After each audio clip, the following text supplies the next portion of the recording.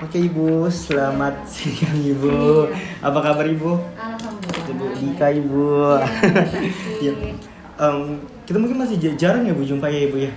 Ah, Ibu biasa di mana Bu? sama sini. Sini. Oh biasanya ke TV ya, program TV ya Bu. TV.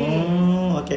Mungkin karena Dika pegang respon, kebetulan Dika pegang Iya. Ibu, jadi Dika jarang ke TV. Tapi kebetulan kemarin itu Dika sempat megang program apa juga tuberkulosis tahun 2023. Itu udah jumpa Bu Yeni, makanya udah Iya. cukup kenal lama sama Bu Yeni. Tapi Ibu, semoga kita bisa lebih dekat lagi ya Bu ya, seperti kader pada umumnya, pada kader-kader kita yang lainnya. Izin Ibu, Dika ingin mewawancara, tapi kita ngomong enjoy aja Ibu, Iya. deep talk aja Ibu. Nah, Dika mau nanya terkait sudut pandang Ibu atau pengetahuan Ibu terkait sunat perempuan.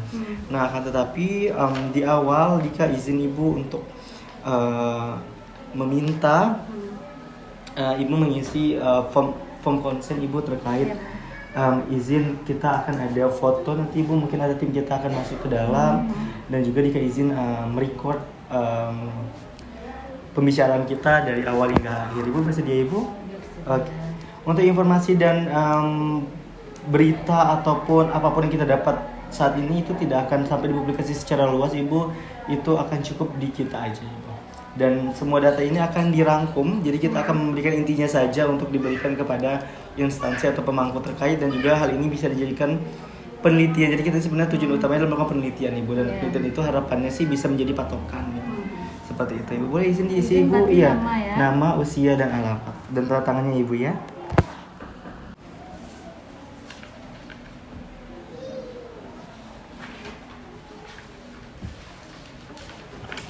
Oke, sudah selesai Ibu? Izin Ibu. Oke, diambil izin ambil form consentnya. Oke, nama izin Ibu, nama Ibu Sumarni Santi ya Bu ya. Bu Sumarni Santi. Di usia 49 tahun. Oke. Izin Ibu asalnya dari mana Ibu? Pekanbaru. Oh, Pekanbaru ya. Izin Ibu tingkat pendidikan terakhir Ibu? SMA. Pekerjaan Ibu kader pasti ya. Oke. Ibu sekarang selain kader TV, kader apa Bu? Kader Posyandu. Oh, kader Posyandu juga. Iya. Oke. Siap. Nah, Ibu izin jika ingin menanyakan terkait informasi atau sudut pandang Ibu terkait sunat perempuan Ibu. Ibu sebenarnya tahu apa itu sunat perempuan Ibu? Ya, kalau zaman saya pun sama pun dulu sunat juga. Oh, sunat juga. Ya, karena kan kami kalau dari suku kan Melayu nih. Iya, iya. Karena mungkin kan ada tradisi gitu ya mungkin juga. Jadi istilahnya wajib. Wajib ya Bu ya. Iya, karena kan dari yang punaan-punaan tetap yang cewek tetap disunat juga. Oh, Ibu berarti keponaan Ibu masih disunat? Iya, sunat. Oleh Nah, cewek, ya. dan itu Ibu, sorry maaf Bu, Ibu punya anak perempuan? Oh, saya kebetulan belum ada. Oh iya, belum ada, oke. Cuma Oke. ya kalau yang punaan-punaan umumnya memang disunat. Oke, disunat. Iya. Nah itu Bu, kira-kira Ibu bagaimana respon masyarakat atau apa alasan keponaan Ibu yang perempuan itu disunat? Ya pertama mungkin karena kesehatan ya mungkin. Yang kedua juga mungkin karena tradisi. Oh, karena tradisi. udah dari turun-temurun gitu ya. Jadi istilahnya kayak ada yang kurang gitu disunat. Cuma kan kalau sekarang nih agak susah mau cari bidan atau dokter yang mau menyunatkan gitu. Memang udah nggak mau lagi ya Bu ya sekarang? Ya susah lah carinya juga. Satu-satu mungkin ada juga yang mau. Oh, tapi kalau misalnya secara umumnya pada nggak mau lagi ya Bu ya untuk disunat Ya, perempuan? ada istilahnya garis besarnya. Garis masih besarnya. mau. Oh, masih mau. Masih Oke. mau. Nah, kalau misalnya tadi kita membahas itu berarti pendukungnya adalah budaya berarti ya, Bu. Budaya masyarakat, tapi sudut pandang masyarakat Ibu ya. Kalau penghambat nih Bu, kira-kira Ibu ada nggak melihat orang yang tidak disunat perempuan, anak perempuannya? Ada. Nah, kira-kira apa yang melatar belakangi mereka tidak sunat Bu? Apa Yang penghambat? pertama itu tadi karena kan susah nih mencari dokter atau perawat yang mau. Yang kedua kan karena biaya.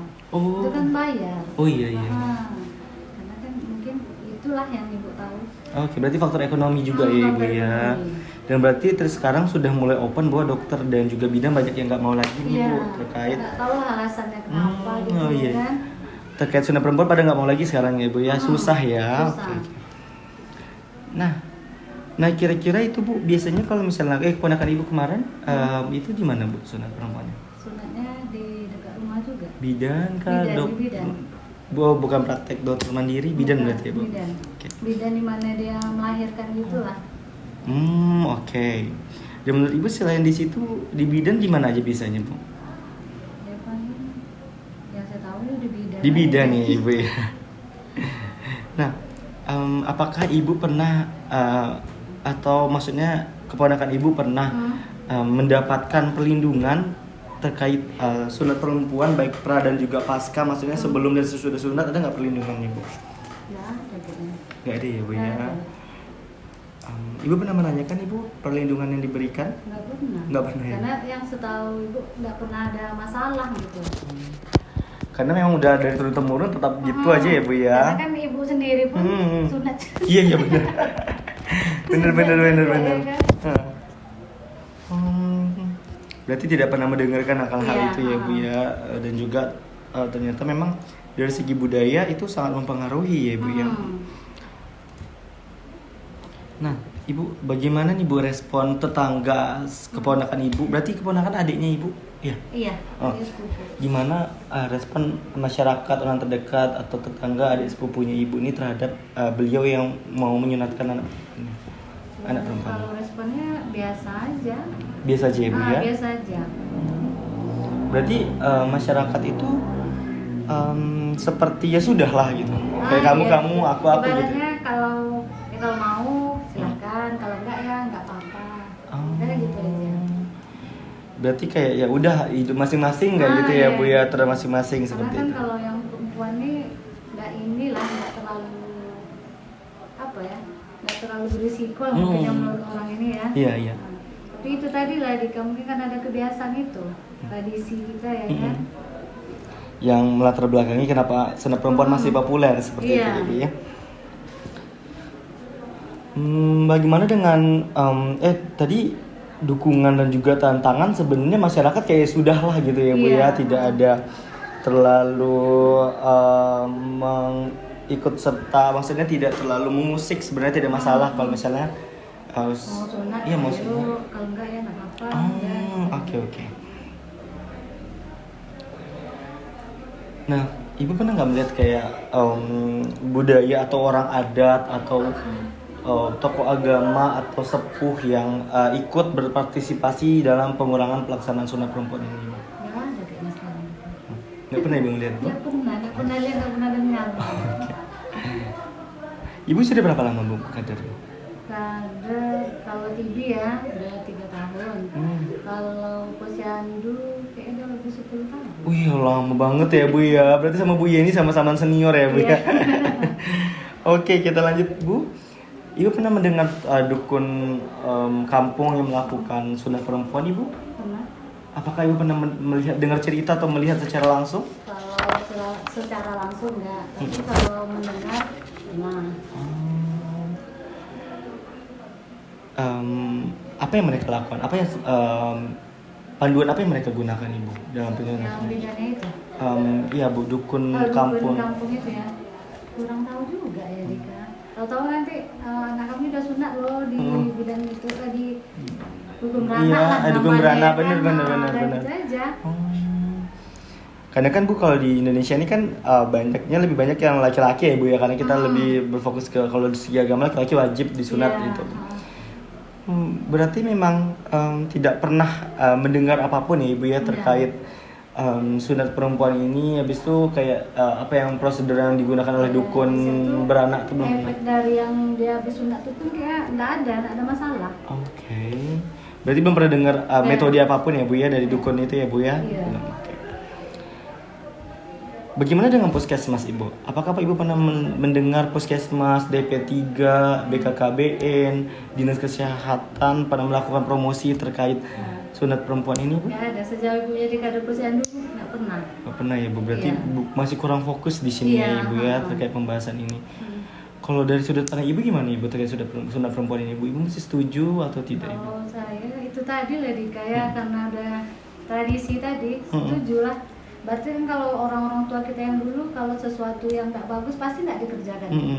Berarti istilahnya dalam orang tua dulu tuh dia melakukan sesuatu tuh tentu ada ini ya efek bagus nggak bagusnya kan.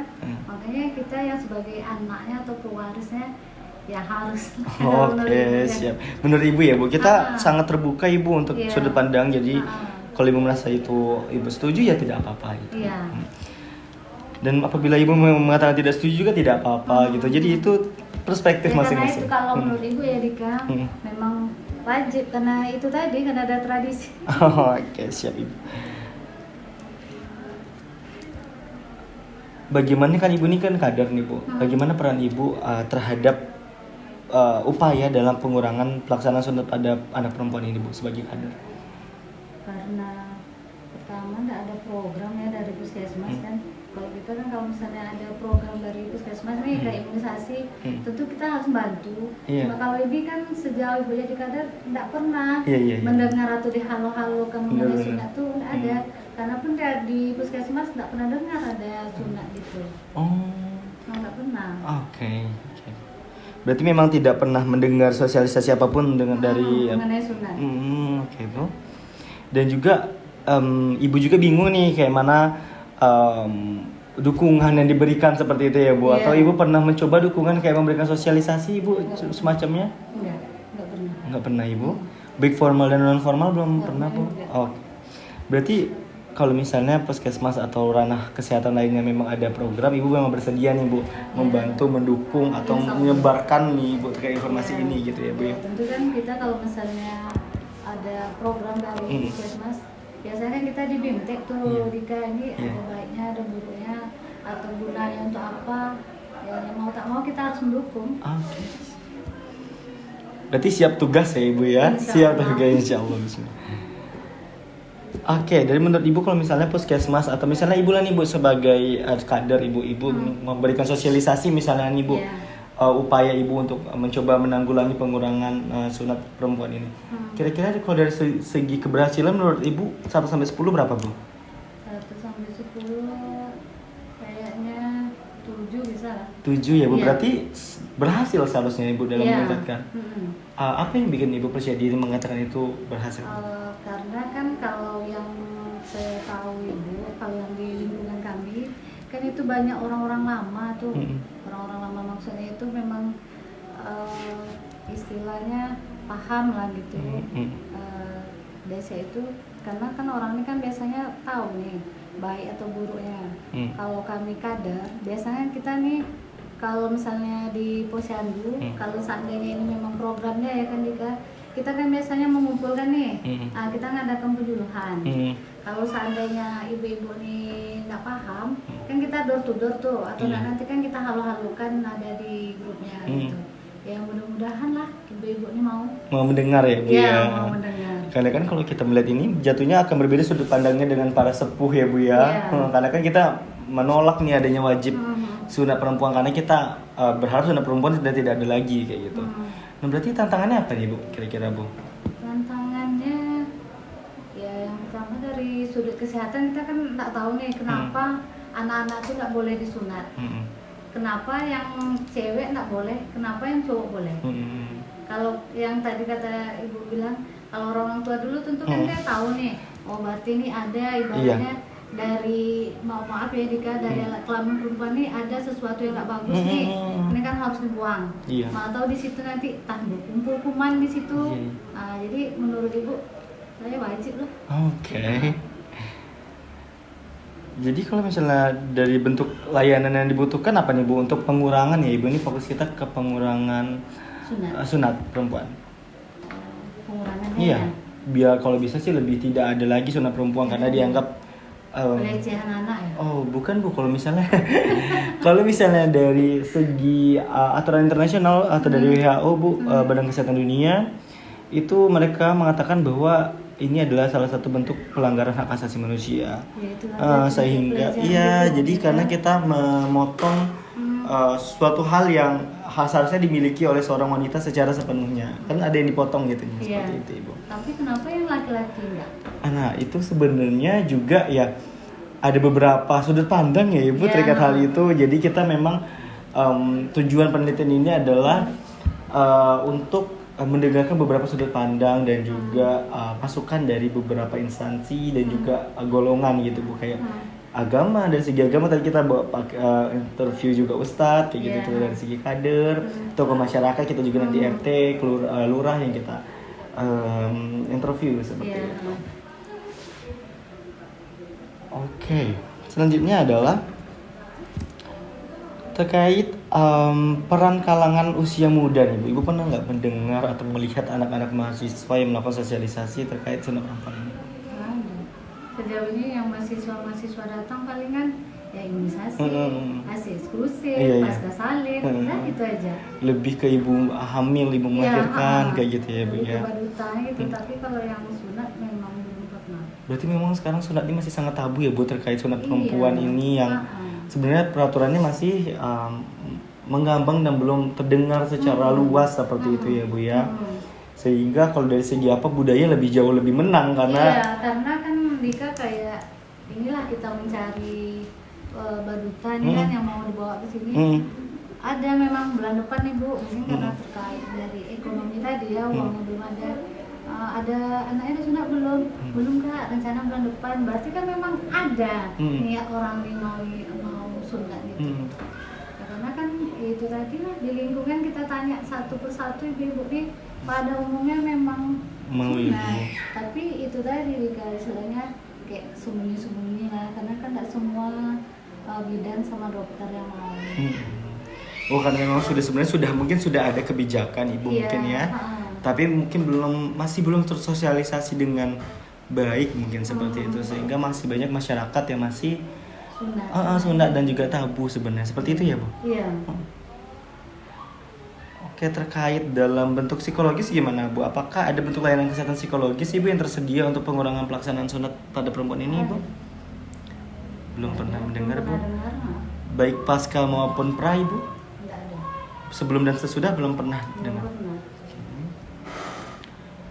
Bagaimana dengan kebijakan Ibu? Apakah Ibu pernah mendengar atau mengetahui ada kebijakan daerah Ibu terkait sunat perempuan ini? Ini terkait penanggulangan pengurangan sebenarnya Bu, harapannya berkurang anak-anak yang disunat, terutama anak perempuan. Kalau anak laki-laki sih dari segi agama kita diwajibkan seperti itu. Nggak pernah dengar. Nggak pernah dengar ya Bu ya. Paling ya itulah, paling kalau orang libur nanti sunat cowok. Bener-bener.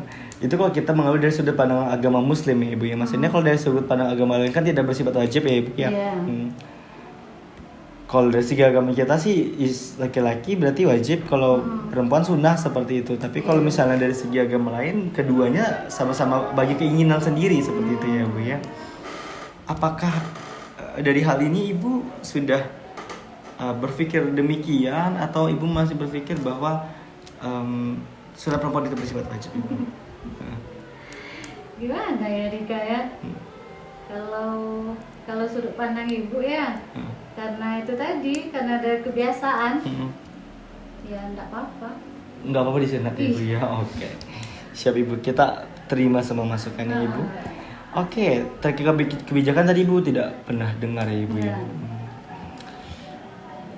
Oke Bu, ini mungkin pertanyaan terakhir Ibu untuk sesi kita yang sangat luar biasa. Dika benar-benar dapat informasi yang sangat luar biasa dari Ibu.